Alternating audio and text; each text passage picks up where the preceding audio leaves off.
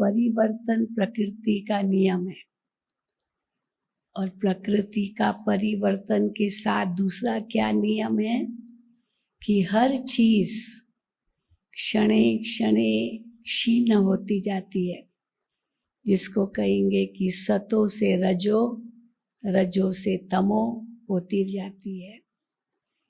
ये भी प्रकृति का नियम है, और ये परिवर्तन कोई लाता नहीं है, अपने आप होता है, क्योंकि परिवर्तन है ही प्रकृति का नियम, तो ये अपने आप होता है। जैसे गिरना अपने आप होता है, चढ़ना उसमें मेहनत होती है। तो गिरने के लिए प्रकृति के अंदर ये परिवर्तन शक्ति है, जिसको कहते हैं ग्रेविटेशनल फोर्स, और उसके आधार से हर चीज ऊपर से नीचे आती है।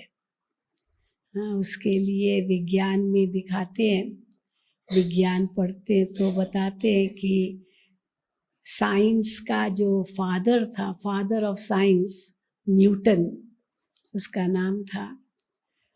तो वो एक दिन सेब के एप्पल ट्री के नीचे बैठा था, तो अचानक वो एक सेब ऊपर से नीचे गिरा, उसके पास गिरा। तो उसके मन में प्रश्न उठा, ये ऊपर से नीचे क्यों गिरा, ऊपर क्यों नहीं गया? ऊपर जाना चाहिए ना, नीचे क्यों गिरा? तो वो कौन सी शक्ति है जो ऊपर से नीचे ले आती है? तब उसके बाद ग्रेविटेशनल फोर्स, गुरुत्वाकर्षण शक्ति, उसको डिस्कवर किया, ये प्रकृति की चीज है। तो नीचे आने के लिए मेहनत नहीं है, क्योंकि हर चीज बाबा कहते सतो रजो तमो में आती है।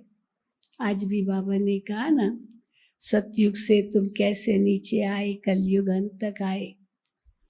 तो फिर कई लोग प्रश्न करते हैं, आज ही मुरली में था ये, कि अगर नीचे आना ही है तो ऊपर चढ़ने की मेहनत ही क्यों करें, नीचे ही तो आना है फिर से। लेकिन मेहनत करनी चाहिए ऊपर जाने की, या नहीं नीचे ही रहे? क्या करनी चाहिए? हाँ, करनी चाहिए मेहनत, लेकिन उसमें ये भी, उसको कहते हैं एंट्रोपी, इंग्लिश में कहते हैं एंट्रोपी। हर चीज ऊपर से नीचे आती है, गिरती कला है। और जब तक उसको कोई एक्सटर्नल फोर्स न मिले, तब तक वो नीचे गिरती जाएगी।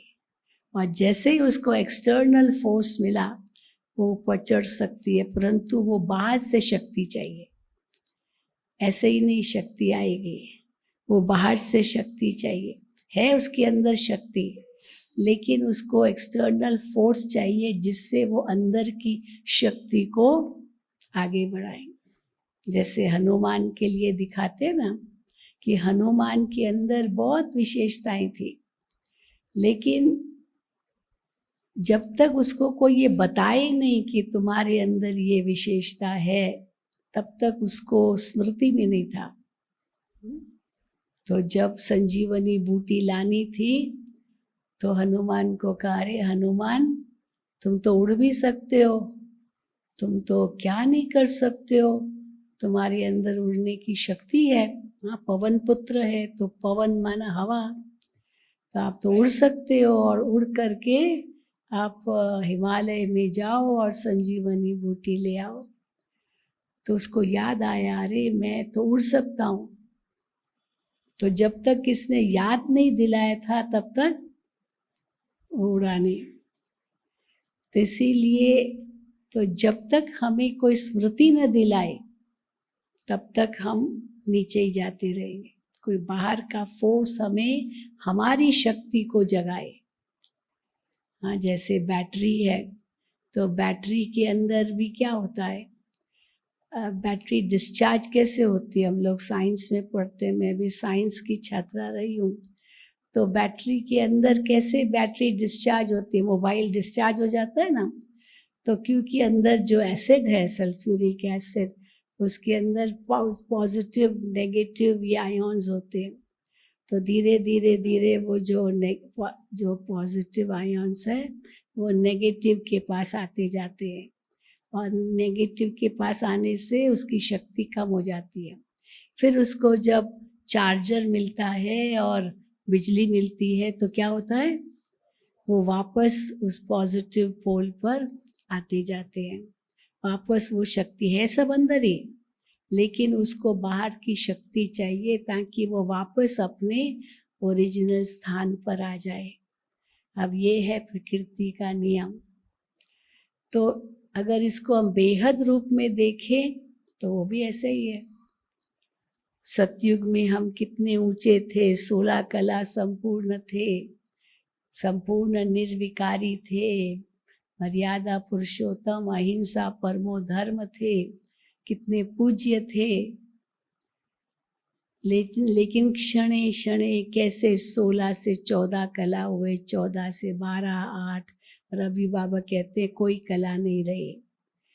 लेकिन फिर से कला चाहिए, फिर से उस 16 कला तक पहुंचना है। तो फिर एक्सटर्नल फोर्स कौन सा है? हाँ, स्वयं शिव बाबा। वो आकर के हम आत्माओं में वो शक्ति भरते हैं। लेकिन कैसे शक्ति भरते हैं? कोई चीज नहीं है जो भरते हैं, है अंदर ही। लेकिन कैसे भरते? याद दिलाते, स्मृति, जिसको बाबा स्मृति कहते हैं। तो वो स्मृति दिलाते हैं, बच्चे तुम कौन हो। जो रोज चाहे साकार मुरलियों में चाहे अव्यक्त मुरलियों में, बाबा की मुरलियों में हमें कोई ना कोई स्वमान मिलता है। ये स्वमान जो बाबा देते हैं, ये हमारी जो आंतरिक शक्ति उसको जगाने की एक विधि है, जिसके आधार से हम पहचान जाते हैं हम कौन है। दादी जानकी जी की ये विशेषता थी, 3 बार ओम शांति कहकर क्या कहती थी? हाँ, मैं कौन, मेरा कौन और मुझे क्या करना है। इतने नशे से कहती थी मैं कौन। तो ये स्मृति आना, ये पहला कदम है वापस उत्थान की ओर जाने लिए। तो वो कोई शक्ति बाहर से नहीं आएगी, लेकिन है तो आत्मा में, पर वो शक्ति की जागृति चाहिए। जैसे कोई व्यक्ति सोया हुआ है, अब मर थोड़ी गया है, बस सोया हुआ है, फिर इसको कोई जगाए हाँ तो जाग जाएगा। मर जाए तो खत्म, फिर तो जागेगा नहीं। तो एकदम मर नहीं जाती आत्मा, तो चेतन है, मरती तो है नहीं, परंतु उसको कोई जगाए। जैसे दीवा बाबा कहते हैं ना, एकदम जाके उझाई जाती है, जरा सी लीक बच गई क्योंकि घृत खत्म हो गया। अब जैसे घृत डाला क्या होता है, हाँ, घृत डालते ही वो ज्योति फिर से जगती है। तो घृत तो ज्योति तो थी, लेकिन घृत नहीं था, तो इसीलिए शक्ति खत्म होती गई। तो बाबा हम बच्चों को कैसे परिवर्तन लाते? अभी तो तक जो परिवर्तन था वो पॉजिटिव से नेगेटिव की तरफ था। अब नेगेटिव से पॉजिटिव तक फिर परिवर्तन जरूरी है। तो नेगेटिव से पॉजिटिव परिवर्तन के लिए क्या करना होगा? पॉजिटिव से नेगेटिव में परिवर्तन कैसे हुआ है? तो शुरुआत तो सोच से ही है।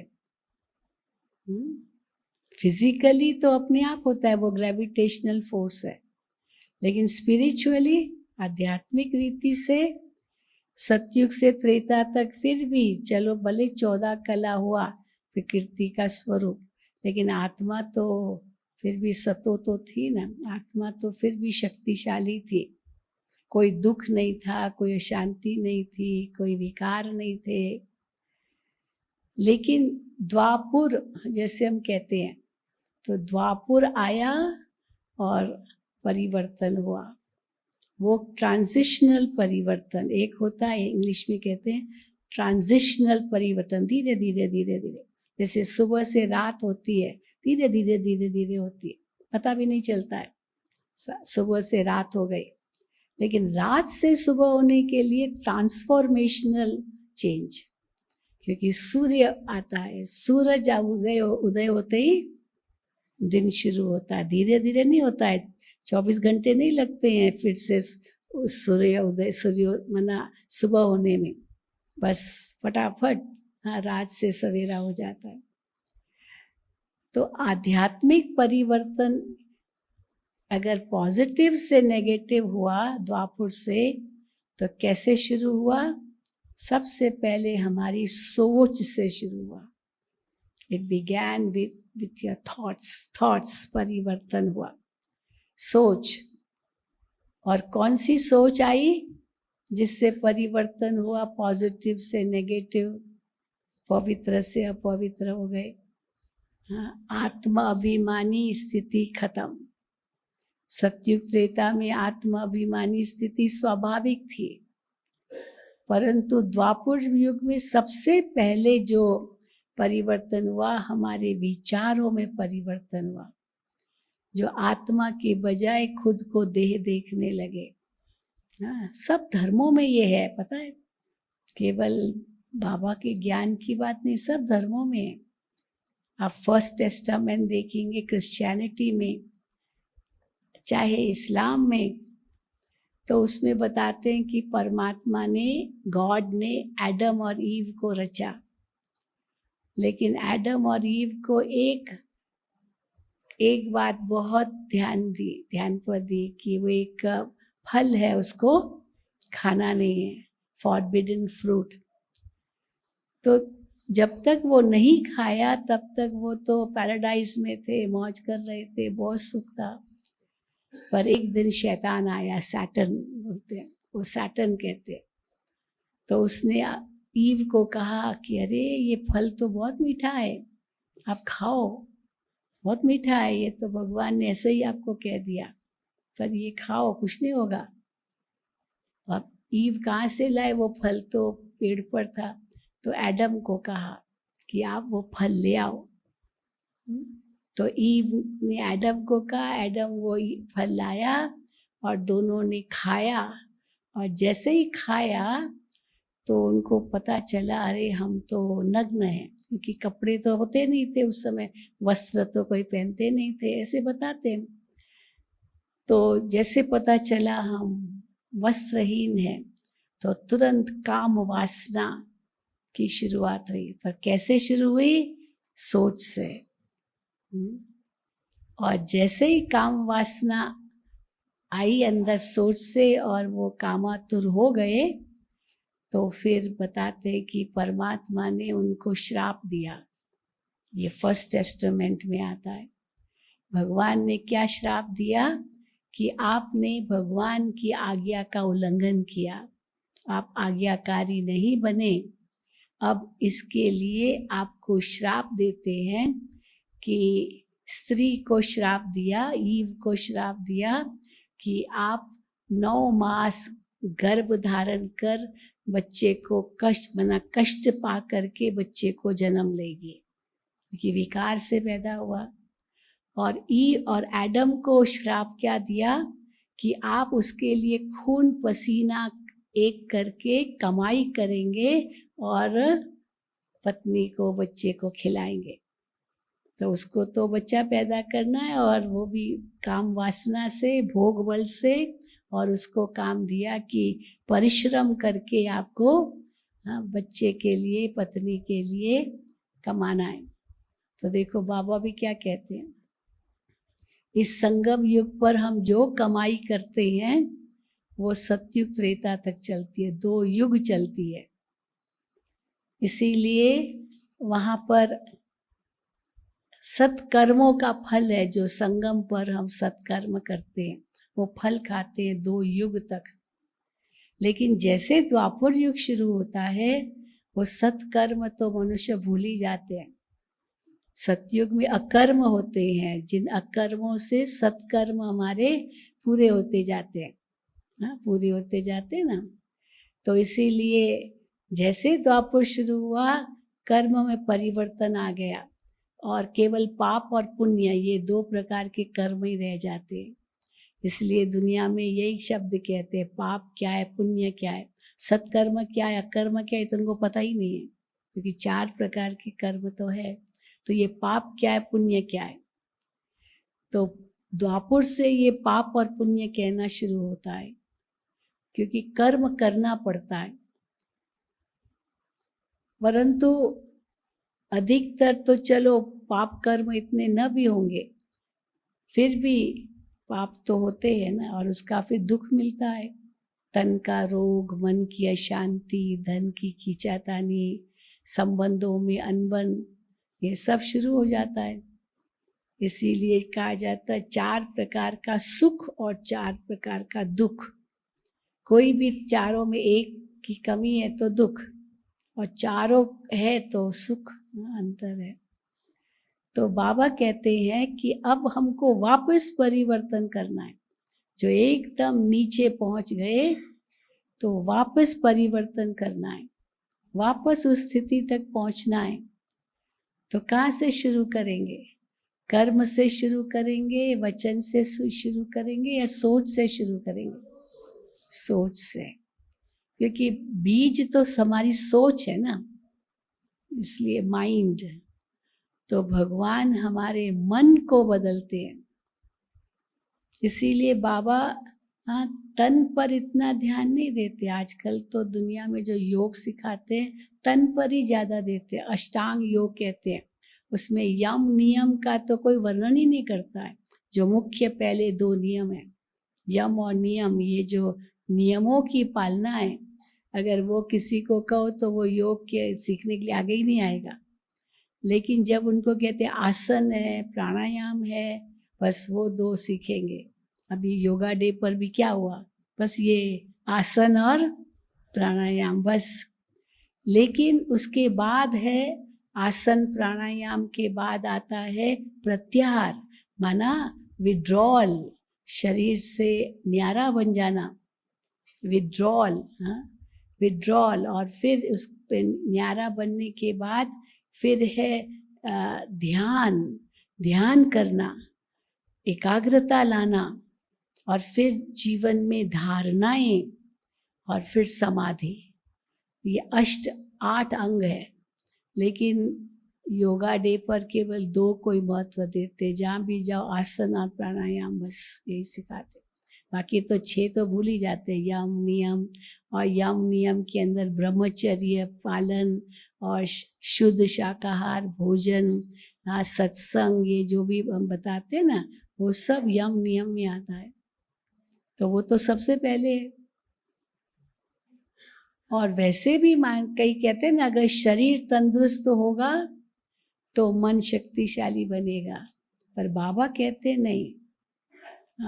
वो क्या कहते दुनिया में जो आसन प्राणायाम सिखाते, कहते हैं healthy mind in healthy body. Healthy mind रखना है तो पहले बॉडी को हेल्दी बनाओ, स्वस्थ बनाओ। बॉडी हेल्दी होगा तो फिर आपके मन में एकाग्रता भी आएगी, ये भी आएगा, सब कुछ आएगा।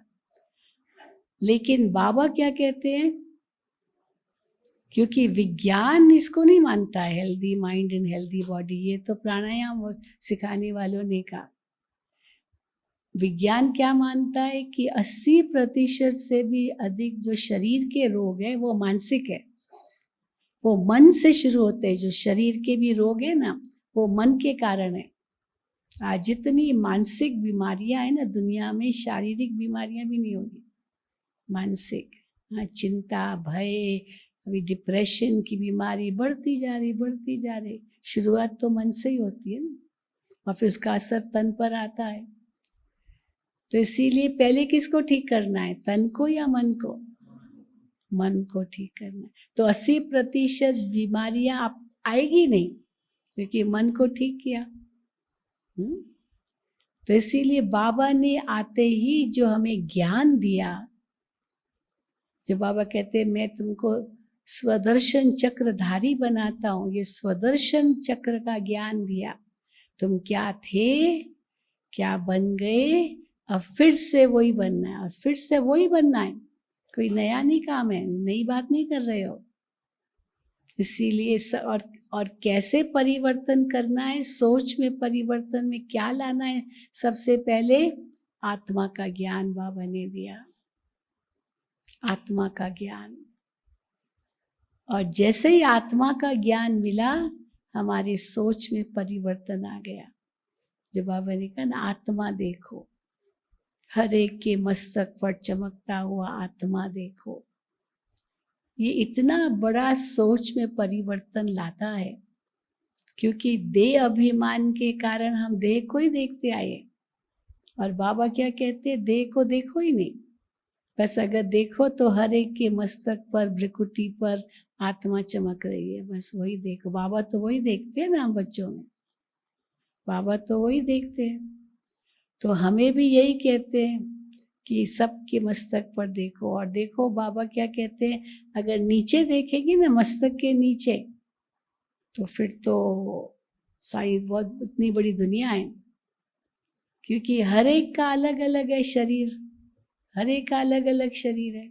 कोई मोटे हैं, कोई पतले हैं, कोई लंबे हैं, कोई नाटे हैं, हाँ? और वो तो है ही, लेकिन चेहरे के वो जो बनावट में भी अंतर है।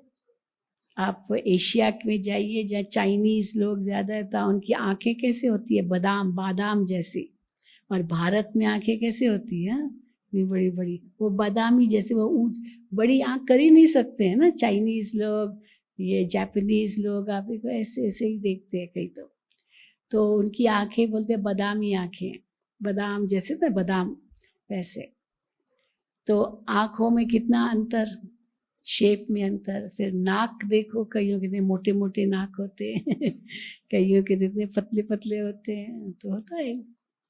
तो कितना अंतर, तो कहेंगे इसका नाक देखो कितना मोटा है, इसकी आंखें देखो कैसी है। हाँ, फिर और नीचे आओ तो होंठ किसी के बहुत मोटे मोटे होते हैं और किसके तो एकदम पतले होते हैं, कैसे कैसे होते हैं। फिर और नीचे आओ, गर्दन, तो हाँ, किसी की इतनी ऊंची गर्दन होती है, किसी की इतनी छोटी होती है। अब उसके और नीचे आओ तो रजो तमो, हाँ, और दुनिया ही बिल्कुल दूसरी हो जाती है। तो इसीलिए बाबा कहते हैं वो सब देखो ही नहीं। किसको देखो, हाँ, मस्तक पर चमकता हुआ सितारा देखो, मस्तक मणि, बस। क्योंकि ये मस्तक सबका एक जैसा है, मस्तक सबका फ्लैट है, बिल्कुल सीधा, हाँ। तो इसीलिए सबका एक जैसा है। बाकी हाँ, जिसके बाल बहुत है तो वो अलग बात है या टकला है तो अलग बात है, थोड़ा अलग दिखता है, लेकिन मस्तक तो सबका एक है। तो इसीलिए अगर एक रस अवस्था बनानी है, एक एकाग्रता लानी है, एक शब्द को अंडरलाइन करना है, तो जो एक जैसा है बस उसी को देखो। और आत्मा तो सबकी एक स्टार है, ज्योति है। तो ऑटोमेटिकली हमारे अंदर जो इतना तूफान आता है, बेअभिमान का आकर्षण आता है या रिपल्शन आता है। एक होता आकर्षण, दूसरा होता रिपल्शन, दूर जाना। जो उस दिन भी, परसों भी बाबा ने अव्यक्त जो वरदान है उसमें बताया। पहले तो किसको देखा तो आकर्षण होता था, क्योंकि देह की तरफ आकर्षण, या तो आकर्षण होगा या तो रिपल्शन होगा। हाँ, इनसे बात नहीं करनी है तो दूर हट जाएंगे। अभी जब हम देखते हैं ना आकर्षण है न रिपल्शन है, माना ना आकर्षित होते ना दूर जाते, क्या करते हैं, हाँ, उनके ऊपर जैसे कोई व्यक्ति गुस्सा करता है तो हम रिपल्शन करते हैं, इनसे बात नहीं करनी, तो बहुत गुस्सा करता है।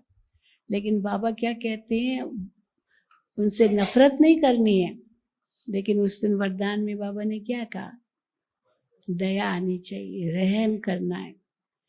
क्यों गुस्सा उसको आया, क्योंकि आत्मा कमजोर है। तो अब अगर उसकी आत्मा कमजोर है तो उस पर दया करनी चाहिए या उस पर गुस्सा करना चाहिए, हाँ? अब एक छोटा बच्चा है, अब डॉक्टर उसको इंजेक्शन लगा रहा है, कमजोरी है तो उसको थोड़ा इंजेक्शन लगा रहा है, इस ताकत की इंजेक्शन। अब वो अचानक चिल्लाता है जैसे इंजेक्शन लगाई, और चिल्ला करके वो टांगे ऐसे चलाता रहता है, और हो सकता है डॉक्टर को ही पेट में लात मार ले। अब डॉक्टर क्या उसको मारेगा, तुमने मेरे पेट में लात मारी वो क्या करेगा डॉक्टर, बच्चा है, हाँ? उसको दर्द हुआ तो वो क्या करेगा, तो डॉक्टर क्या कहेगा, कोई बात नहीं बेटा, कोई बात नहीं, आपको एक सेकेंड, कुछ नहीं होगा, कुछ नहीं होगा। तो कितना प्यार लगता है, गुस्सा थोड़ी आता है।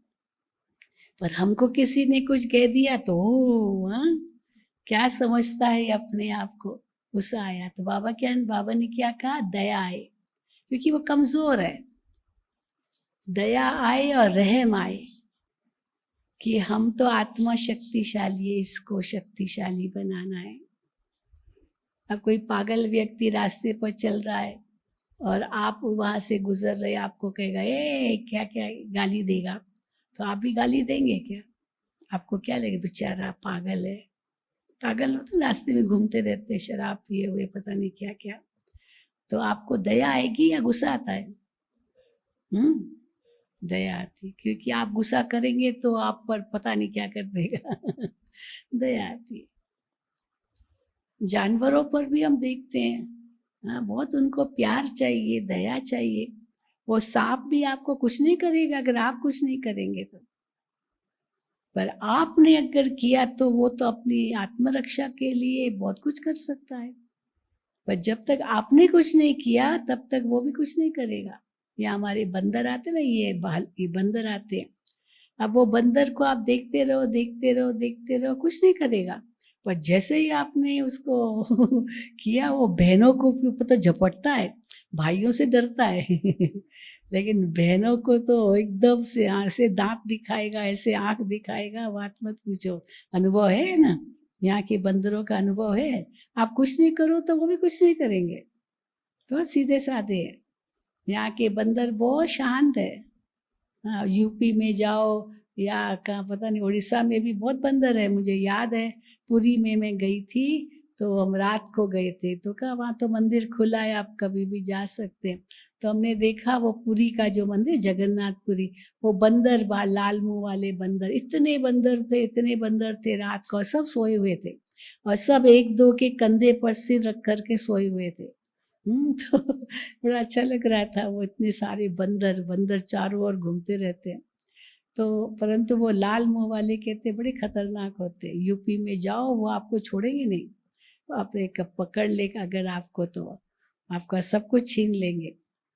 हम गए थे, कहाँ हरिद्वार गए थे, वहाँ वो बहुत लाल मुंह वाले बड़े गंदे होते हैं, बहुत तीखे होते हैं। ये काले मुंह वाले अच्छे हैं। तो कई ये तो लंगूर है।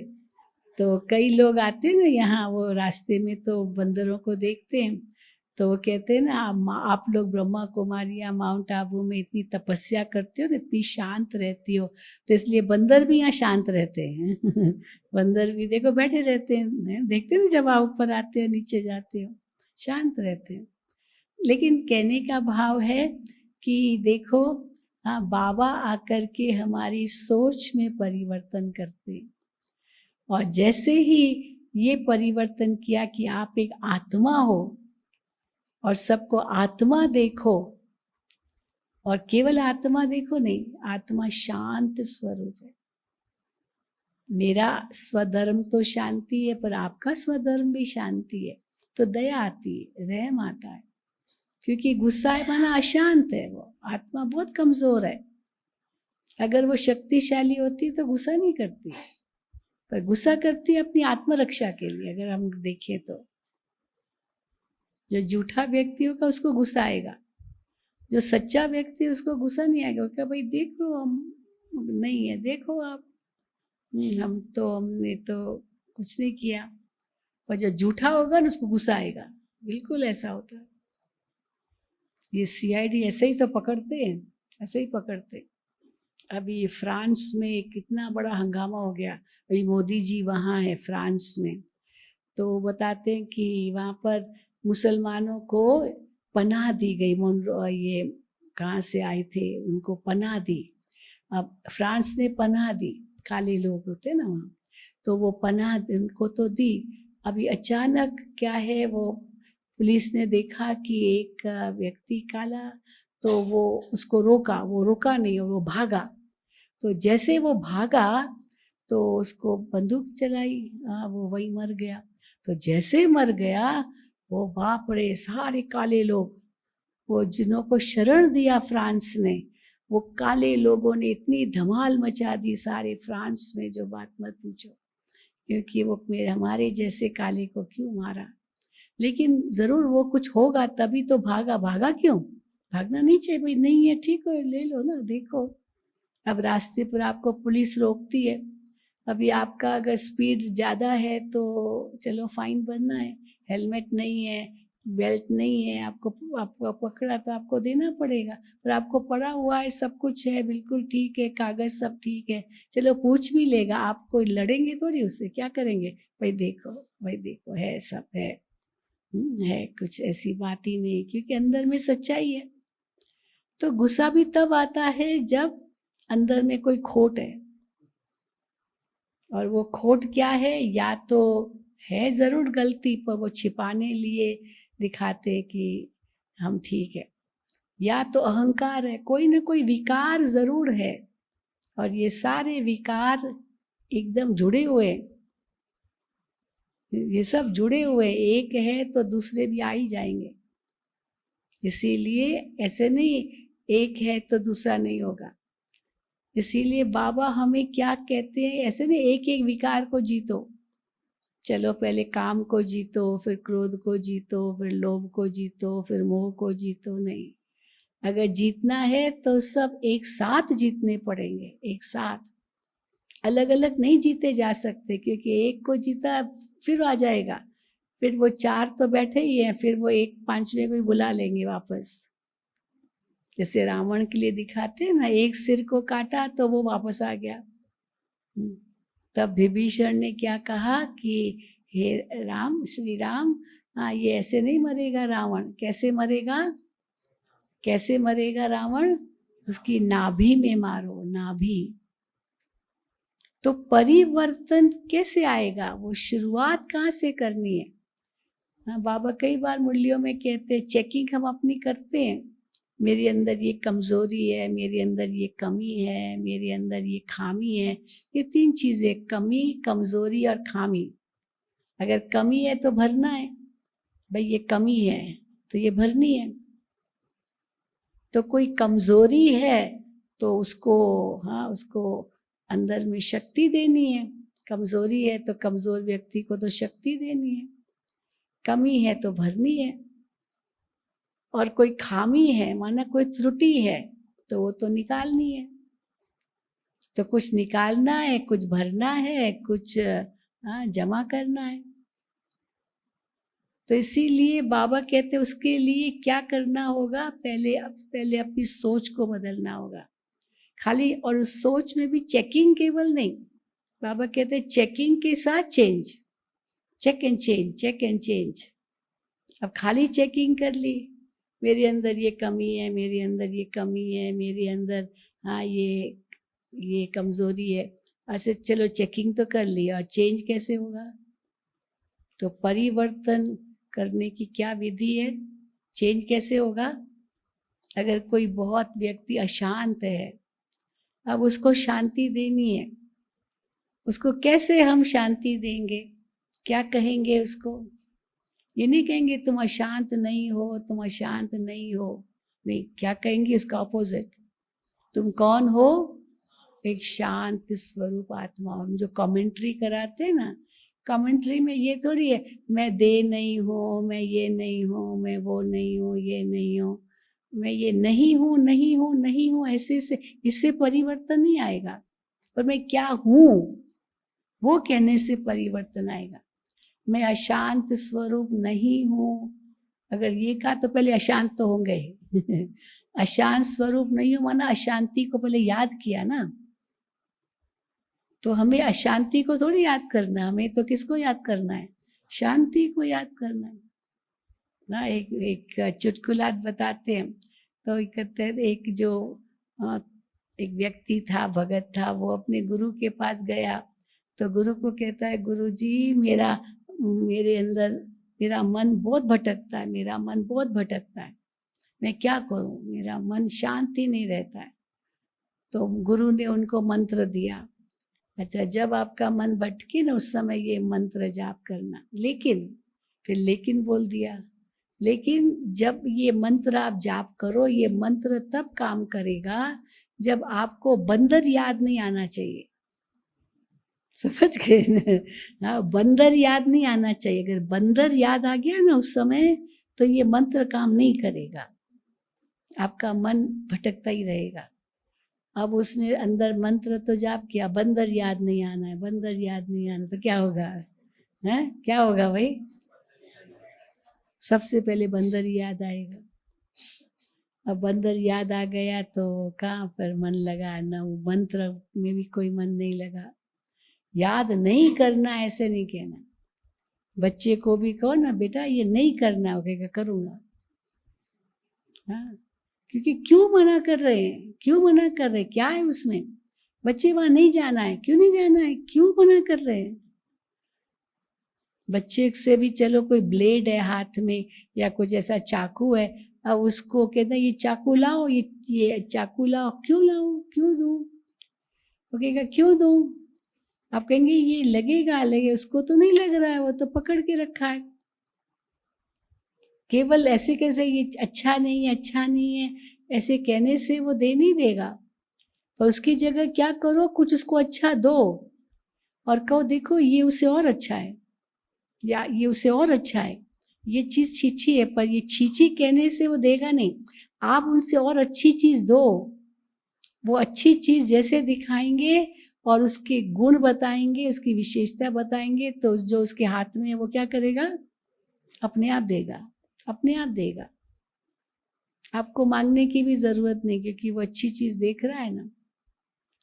तो इसलिए देखो बाबा कहते हैं बच्चे, हाँ कई बार बाबा हमको कहते हैं बच्चे ये मेरे में योग लगाओ, ये करो वो करो, कितना बच्चे इस योग से तुम्हारे विकर्म विनाश, कितनी ऊंची बातें बताते, कितनी ऊंची बातें, परंतु फिर भी बच्चे मानते नहीं है। हाँ, फिर भी भूले करते रहते हैं, फिर भी आ, मन नहीं लगाते, मेहनत नहीं करते याद की।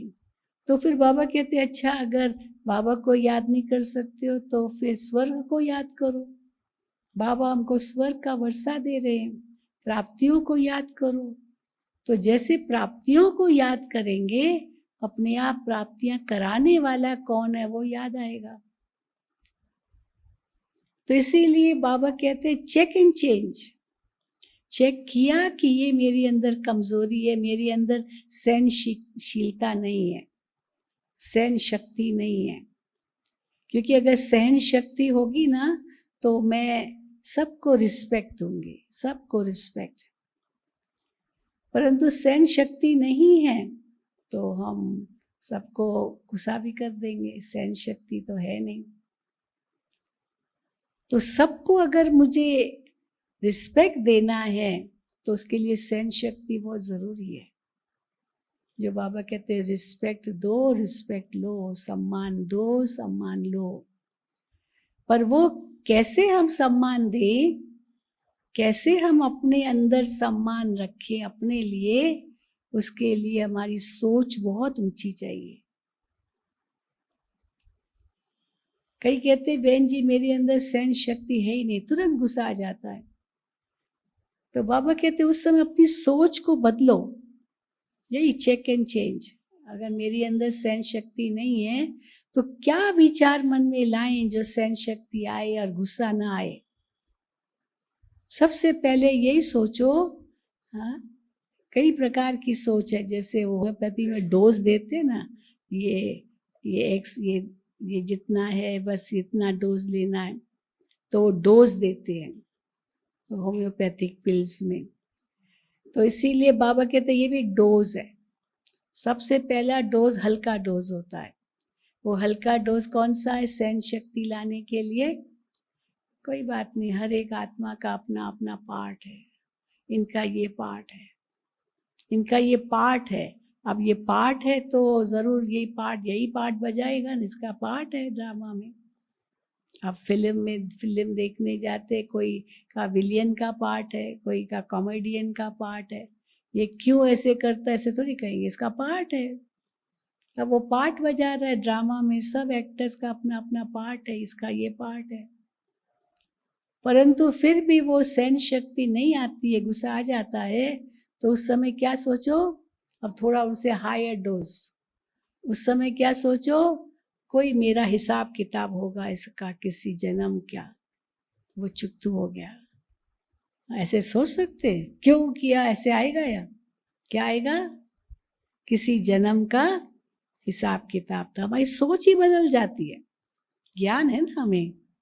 दुनिया में तो क्यों क्यों क्यों ही बोलते रहते हैं। बाबा क्या कहते हैं, ये क्यों क्यों की क्यों खत्म करो, ये क्यों मत लाओ। क क्यों, कब, कहाँ, कैसे। गुलजार दादी यही कहती थी। गुलजार दादी की विशेषता ये टॉप। हाँ हाँ, वो नेक्स्ट पॉइंट। तो पहला है कि इसका ये पार्ट है। अब दूसरा कोई अपना पार्ट बजा रहा है, पार्ट वो अपना याद कर रहा है, हम थोड़ी इंटरफेयर करेंगे, वो इसका ये पार्ट है। फिर दूसरा बताया कि आप क्या सोचो, कोई मेरा कर्म इसका हिसाब किताब है और वो चुकतू हो रहा है तो खुशी होनी चाहिए। चुकतू हो रहा है, आपके सिर पर किसी कर्जा है, आपने किसी से लिया है, अब वो आ गया आपके पास मांगने के लिए और आपके पास पैसा है, देना है, बोझ तो है ना, देना है, आज नहीं तो कल तो देना ही है। और आप कहेंगे ये क्यों आया, हाँ क्यों आया, आएगा, कर्जा है तो देना है ना। मकान मालिक है वो मांगेगा ना कर्ज किराया आपसे, ऐसे थोड़ी बोलेंगे मकान मालिक क्यों आया, तो कर्जा है आपके ऊपर तो देना है, खुशी खुशी दो। हाँ, क्योंकि पता है कि हाँ देना है तो ये कंपल्सरी है।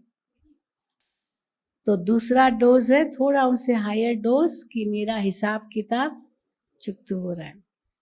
फिर तीसरा इससे और आगे डोज, इनसे आगे क्या डोज है, हाँ जो हुआ अच्छा हुआ, उसने ऐसे किया अच्छा हुआ, हाँ? इनसे ऊंचा डोज है कि ये आत्मा कमजोर है, उसको उस हिसाब से देखो, इसको शक्ति की जरूरत है, इसलिए उसको शक्ति देनी है, उसको अच्छी तरह से दृष्टि दो, स्नेह की शक्ति दो, स्नेह की दृष्टि दो। अब जैसे बीमार है थोड़ा उसको छुआ, अच्छा पानी दो, उसकी पीठ को ऐसे दबाओ या जो कुछ सिर को दबाओ, मतलब ये रिस्पेक्ट है। कोई गिर रहा है उसको उठाओ, ऐसा नहीं गिर रहा है तो गिरने दो। इसीलिए वो दया, जिसको बाबा कहते हैं दया आए या रहम आए, गुस्सा नहीं आए, तब कहेंगे सहन शक्ति। अगर सहन कर लिया इस हिसाब से, कोई क्या मेरा हिसाब किताब, क्या मेरा सिर दर्द, क्या मेरे को ही सहन करना है, मुझे ही मरना है, मुझे ही मरना है, अगर ये ऐसे कह दिया तो क्या होगा, ये सहन शक्ति थोड़ी है।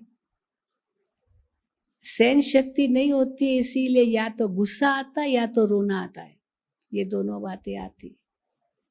कई समझते ना कि हमको तो मैंने गुस्सा नहीं किया पर रोना जरूर आया, तो रोना क्या है, बहनों का गुस्सा आंखों से आता है और भाइयों का गुस्सा मुंह से आता है ऐसे ही होता है ना, कई बहनों का भी आता है मुंह से, पर भाइयों का आंखों से नहीं आता है। आता है क्या, रोना आता है भाइयों को, इतना नहीं आता, मुंह लाल लाल हो जाता है, मुंह में गुस्सा आता है, आंखों में आ जाता है ना।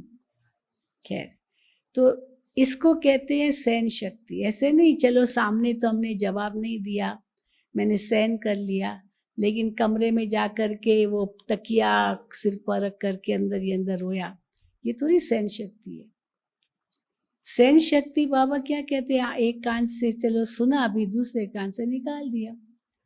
जबकि कोई हाँ आपसे लेना देना ही नहीं है, कोई बात ही नहीं है और आपके अंदर कोई ऐसी बात है ही नहीं, तो फिर उसका असर होना भी नहीं चाहिए। चलो गया गुस्सा, ठीक है। तो बाबा हम बच्चों को युक्ति रच दिखा बताते हैं कि क्या सोचो, और जब सोच हमारी श्रेष्ठ होगी तो ऑटोमेटिकली परिवर्तन होगा। मुझे ये नहीं करना है, मुझे ये नहीं करना है, ये सोच नहीं, पर मुझे करना क्या है, करना क्या है। इसलिए मैं शांत स्वरूप आत्मा हूं, यही युक्ति है अशांति मिटाने की। मैं प्रेम स्वरूप आत्मा हूं, यही तरीका है नफरत मिटाने की, मिटाने के लिए। कोई भी दुख है, मैं तो सुख स्वरूप आत्मा हूं, यही है वो दुख को मिटाने का साधन। बस सोच में परिवर्तन। बाबा हमसे यही चाहते हैं, सोच में परिवर्तन। इसको इसलिए बाबा ने कहा ना पॉजिटिव थिंकिंग, उस दिन भी अव्यक्त मुरली में था, पॉजिटिव थिंकिंग का कोर्स कराते हैं, विदेशों में बहुत कराते हैं पॉजिटिव थिंकिंग का कोर्स, लेकिन आत्मा परमात्मा का ज्ञान नहीं देते हैं। तो दादी जानकी ने एक बार सुना किसी का पॉजिटिव थिंकिंग, क्या सोचो क्या सोचो, तो दादी ने उसको बुला के कहा क्या सोचो, पर जब तक आत्मा का ज्ञान नहीं है सोच में परिवर्तन कैसे आएगा। वे वैल्यूज का ज्ञान देते हैं, वैल्यूज वैल्यूज वैल्यूज किस में होती है, आत्मा में होती है ना, पर आत्मा का ज्ञान ही नहीं देते हैं। और वो जो वैल्यूज है उनका जो दाता है वो तो परमात्मा है, परमात्मा का कोई परिचय नहीं देते, खाली वैल्यूज की बातें करते। तो वैल्यूज आएगी कैसे, जब तक आत्मा की शक्ति नहीं होगी, परमात्मा से योग नहीं होगा।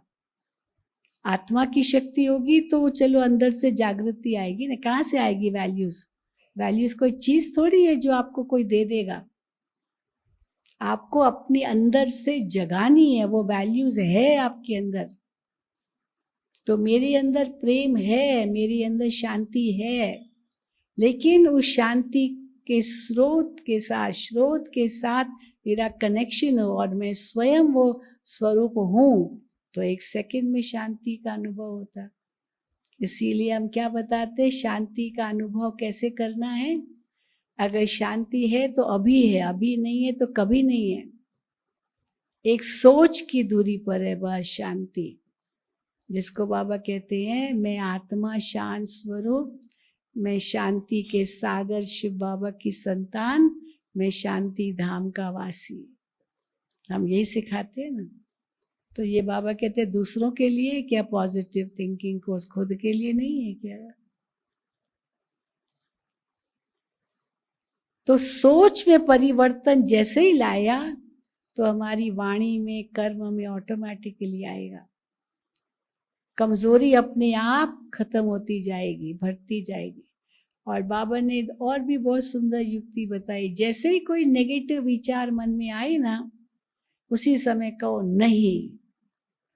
गाड़ी में ब्रेक लगती है, ब्रेक बहुत जरूरी है, खास जब चढ़ाई पर चढ़ते हैं तो यही उनको कहते हैं पहले ब्रेक चेक करो, क्योंकि अचानक अगर कुछ हुआ, ब्रेक फेल हो गई चढ़ाई पर, तो क्या होगा, हाँ जाएंगे नीचे।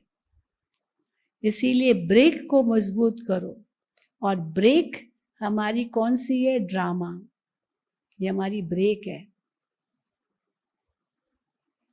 ब्रेक कैसे ड्रामा है, क्योंकि ड्रामा के अंतर्गत 5 बातें आती है, ये ड्रामा की ब्रेक के रूप में काम करती है।